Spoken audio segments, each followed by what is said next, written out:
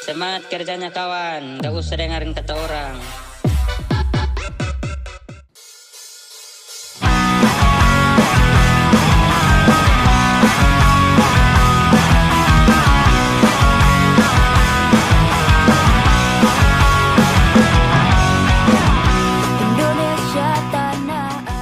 Assalamualaikum warahmatullahi wabarakatuh. Waalaikumsalam warahmatullahi wabarakatuh. Terima kasih yang saya hormati selaku wakil dari Dinas Pendidikan Pemuda dan Olahraga Kabupaten Cianjur, Bapak Perwakilan dari Korbit Senang Barat, Korbit Cidaud yang telah hadir, Bapak Ibu fasilitator, rekan-rekan peserta pelatihan pembelajaran mendalam yang saya hormati. Ini sesi kedua untuk melaksanakan talk show atau gelar bicara di hari ini. Terima kasih dan Bapak Korbit serta Ibu Korbit. Ada dua hal yang ingin saya sampaikan. Ada dua hal intervensi bagi pelatihan pembelajaran mendalam kepada kepala sekolah. Yang pertama intervensinya adalah bagaimana menyelaraskan visi dan misi serta tujuan sekolah dengan pembelajaran mendalam serta 8 dimensi profil lulusan. Itu adalah intervensi pertama. Intervensi yang kedua, bagaimana kepala sekolah melaksanakan RTA, rencana tindak lanjut dari pelatihan ini ke dalam program-program yang ada di sekolahnya masing-masing. 32 orang peserta kepala sekolah telah menyusun dan menyelaraskan visi, misi, dan tujuan sekolahnya serta telah membuat program yang berkaitan dengan pembelajaran mendalam di sekolahnya masing-masing. Nah, hari ini salah satu dari 32 kepala sekolah rekan-rekan kami akan kami ajak untuk menyampaikan praktik baik di sekolahnya yang membahas mengenai implementasi rencana tindak lanjut program yang berkaitan dengan pembelajaran mendalam. Untuk itu saya panggil rekan kami Bapak Hadi Sumanto. Saya persilakan. SPD ini adalah Kepala SD Negeri Mekarjaya, Kecamatan Ariful, juga menjabat sebagai pelaksana tugas di SD Negeri Banyuasi. Alhamdulillah, Pak Hadi juga merupakan alumni guru penggerak angkatan ke-6, sehingga dari output guru penggerak ini beliau dicalonkan untuk menjadi kepala sekolah. Ya. Baik. Kreatif, berdaya saing, dan berprestasi. Nah, itu program yang dilakukan oleh Pak Hadi di program yang berkaitan dengan pembelajaran mendalam ini. Ini kaitannya, Pak Hadi, dengan tema serta judul ini apa, Pak Hadi? Baik, terima kasih Bapak Moderator. Sebelumnya tentu saya ingin menyampaikan salam dulu untuk Pak Kasih, kemudian juga Bapak dan Ibu K3S barangkali yang hadir, Ibu Pengawas, Ibu Kodik mudah-mudahan hadir, dan juga untuk rekan-rekan kepala sekolah dan tamu undangan yang lain, juga guru barangkali yang pada saat ini bisa berkumpul bersama dalam kegiatan akhir ya di gelar karya ini. Nah, apa yang barusan disampaikan bahwa sebetulnya yang namanya kepala sekolah kita tentu saja bermain di ruang lingkup umum begitu Pak ya. Sebagaimana tadi disampaikan oleh guru, kalau guru kan menyampaikan program itu substansi ke pelaksanaan di kelas. Kalau kita di kepala sekolah barangkali khususnya saya itu lebih konsentrasi ke proses bagaimana kita membuat semacam rancangan tata kelola yang pada intinya mengcover dari rencana tersebut, mengcover semua program yang akan dilaksanakan oleh para guru kita di sekolah. Nah, kaitan dengan program yang saya laksanakan di sekolah yaitu inovasi ya. Inovasi pembelajaran mendalam untuk meningkatkan prestasi murid, kemudian agar memiliki daya saing dan juga berkarakter, itu kan poinnya di situ. Saya sengaja mengambil poin yang umum. Kenapa yang umum? Karena di dalamnya tentu ada bermacam atau beragam substansi yang harus terjemahkan oleh guru nantinya. Ya, termasuk mungkin juga yang kaitan dengan tugas fungsi saya sebagai kepala sekolah. Karena memang pembelajaran mendalam itu pada hakikatnya sebetulnya kita tidak terlalu asing dengan konsep ini, namun pada praktiknya ini hal baru yang memang perlu kita sosialisasikan juga.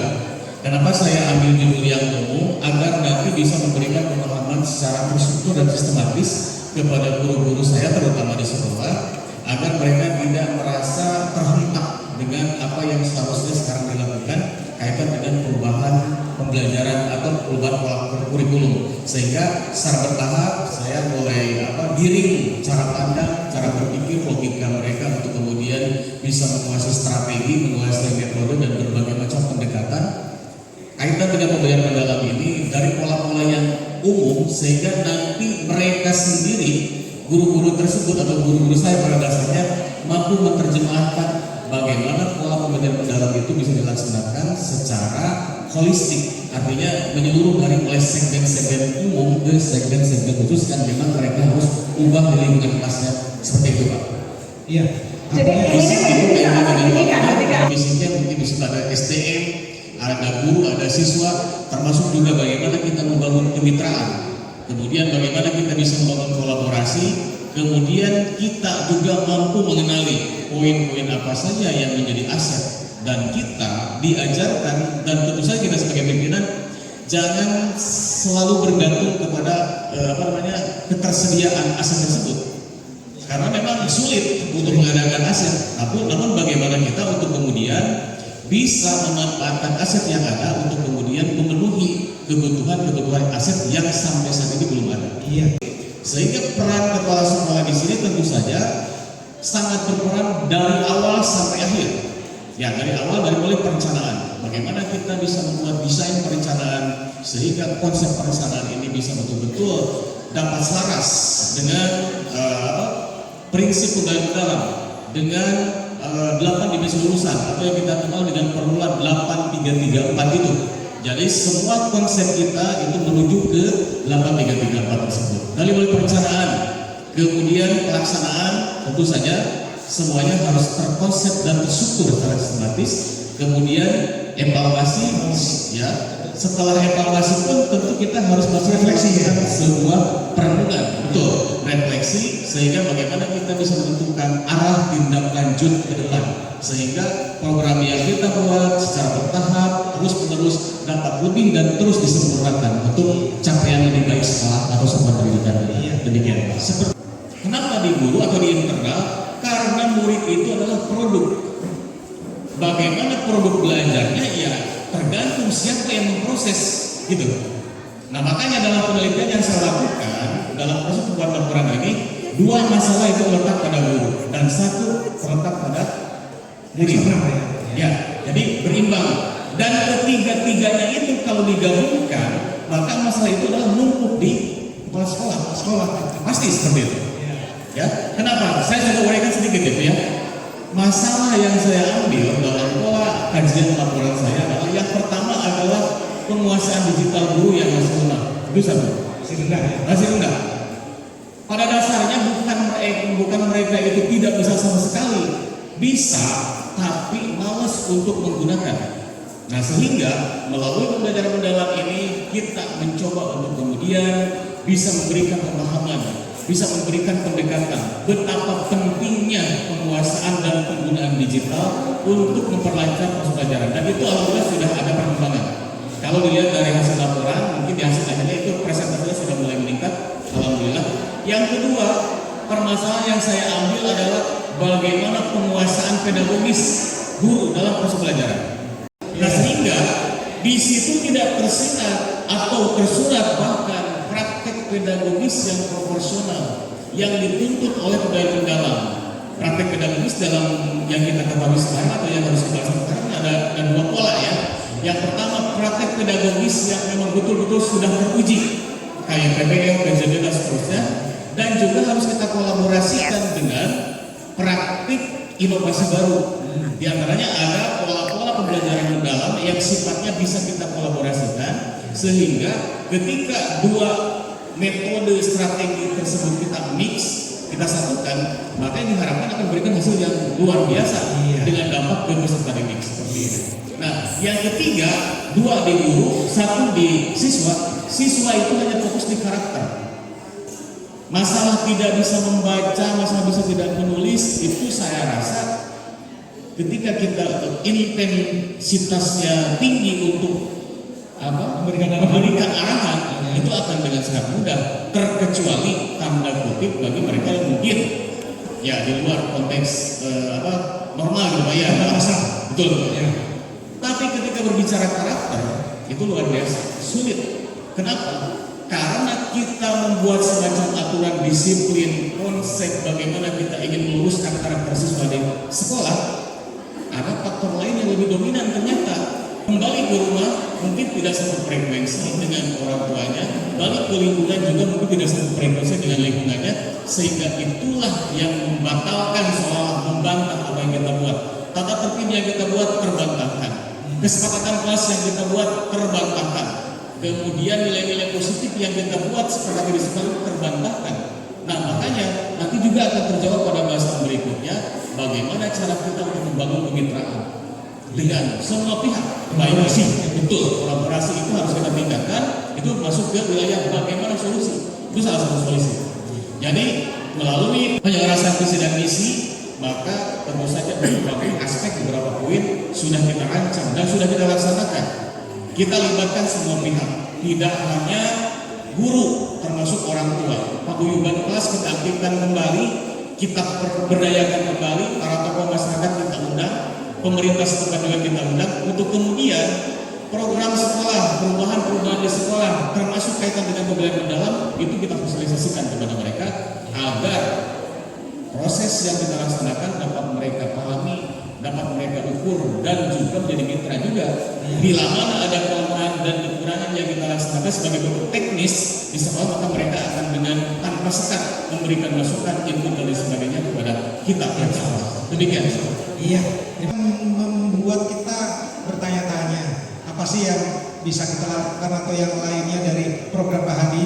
Untuk itu saya persilakan bagi Bapak Ibu guru maupun dari rekan-rekan kepala sekolah lain atau mungkin dari ibu pengawas mau ingin ditanyakan, saya persilakan. Ini saya ingin bertanya, apa tantangan terbesar yang Bapak hadapi dalam mewujudkan inovasi tersebut dan bagaimana cara mengatasinya? Siap. Kalau misalkan presentasi ini kita dibuat 2 jam, mungkin semuanya bakal bisa terjawab tanpa harus bertanya gitu ya. Karena memang konsep tantangan hambatan itu sudah saya buat dalam laporan akhir. Nah, jadi karena memang ini kita hanya fokus pada poin penting saja, barangkali mungkin saya perlu juga sampaikan apa yang menjadi tantangan saya dalam mewujudkan segala sesuatu, tujuan, cita-cita yang termuat dalam visi gitu kan, kemudian dijabarkan dalam misi, dalam tujuan juga, hasil analisis dari ASES gitu. Makanya pertama letak geografis itu jadi tantangan. Kalau pakai 3S tahu lokasi sebelah sana dan daerahnya seperti itulah Pak. Jadi kita jauh dari tetangganya Pak di Cikadu. Ya, sedang barang cuma sering, agak sering ke sana ya Pak ya. Kita sering ketemu di sana. Nah jadi tantangan geografis itu menjadi sebuah tantangan yang luar biasa. Kenapa?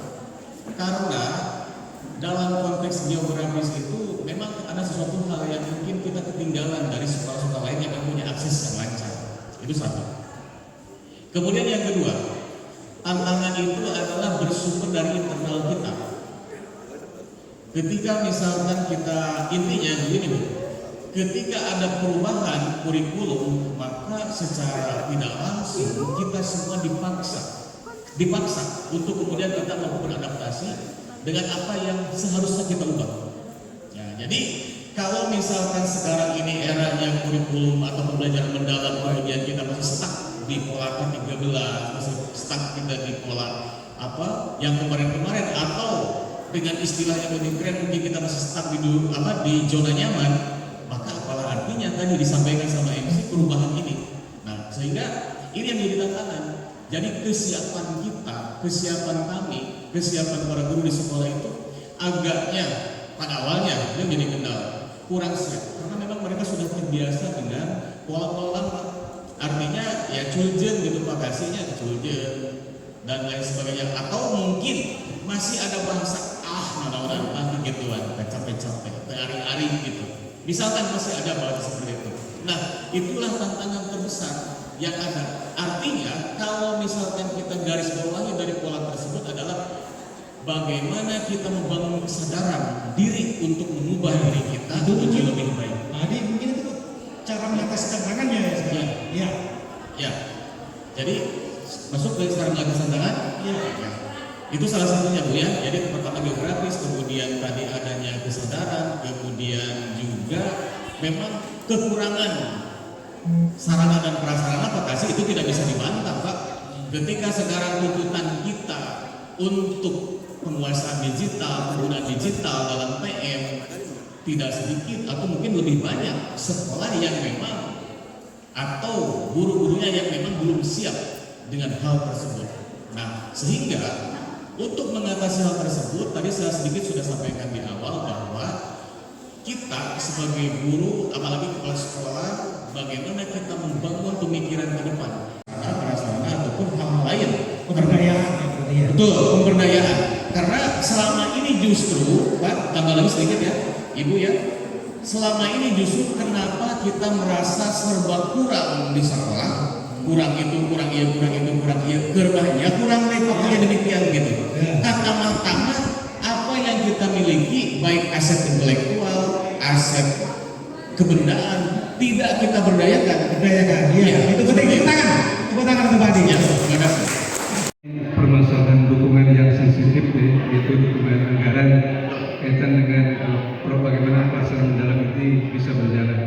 Tadi juga disampaikan bahwa kebutuhan sekolah itu banyak, antaranya adalah sarana tadi disampaikan, kemudian ada juga buku dan sebagainya, kemudian upacara lainnya. Dan bagaimana cara mengefektifkan agar anggaran ini bisa mendukung kegiatan proses pembelajaran mendalam. Itu saja Bapak. Terima kasih. Assalamualaikum warahmatullahi wabarakatuh. Suasana terbuka, membangun suasana yang betul-betul kita itu merasa menjadi bagian daripada keluarga yang memang bahwa orang teh istuning mana sama pahit sama manis bisa bahas sebetulnya.